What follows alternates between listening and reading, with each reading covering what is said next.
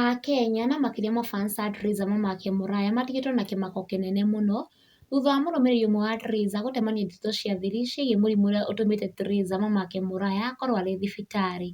Mwĩroreri ririkana Triza nĩarekereirie ndũmĩrĩri iratigire akenya mahotekete agĩtheria atĩ nĩ marĩ thibitarĩ ndanakorwo akĩanĩrĩra kũgerera page-inĩ yake ya Facebook ũrĩa arwarĩte na nĩ ũndũ ũratigire mafans ake na ciũria nyingĩ mũno.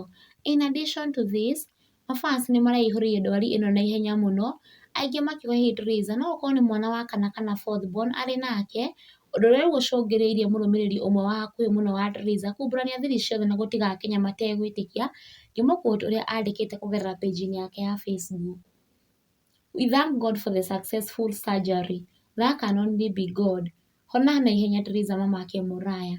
The post ĩtigĩte mafans na kĩeha mũno, kuona aingĩ maroĩ ndwari ĩno ndĩrĩ serious, no rĩu ũhoro wa kũmakania harĩa ũrĩ nĩ atĩ mũrũmĩrĩri ũyũ wa Triza no athiĩ na mbere na gũtarĩria mafans na akenya makĩria atĩ mũrimũ ũrĩa Triza ararigitwo nĩ wa gallstones not ectopic pregnancy ta ũrĩa aingĩ marakiuga ngĩmũ quote ũrĩa andĩkĩte. It was gallstones not ectopic pregnancy. Kana mũkiugĩra mũndũ ekwenda rĩu nĩ hanyu. Kiuga Triza. Nĩ ndũmĩrĩri ĩtũmũrĩte direct thĩinĩ wa comment section, mafans makĩingĩrĩra mũrũmĩrĩri ũyũ mũno thutha wake gũshare publicly mũrimũ ũrĩa Triza arwarĩte, na ici nĩ imwe cia ndũmĩrĩri kana comments iria mafans mandĩkĩte.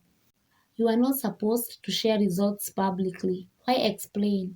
Hata kama ni mimba, shida iko wapi na mimba ni yake? Na mbona utangaze ugonjwa yake? Kenyans know everything, even the non-existent. Ebu ask them whom God hates and they have an absolute answer. Na kuma kwa Gikuyu Hot News TV nĩtwendithie Triza mamake mũraya kũhona kwa naihenya rĩrĩa mũhoni ihinda-inĩ rĩrĩ arĩ thibitarĩ kana ihinda-inĩ rĩrĩ arĩ mũrwaru. Na ũguo nĩguo maũndũ makĩhana mwĩroreri wa Gikuyu Hot News TV, thiĩ na mbere na gũ subscribe, kũlike, gũshare ũndũ ũmwe na gũ comment nĩguo ũgakoragwo ũrĩ wa mbere kũmenya marĩa marakunũka gũkũ bũrũri-inĩ marĩ mahiũ matarĩ marahora mamenywo nĩ mbarĩ ya Nyamenya Magagai.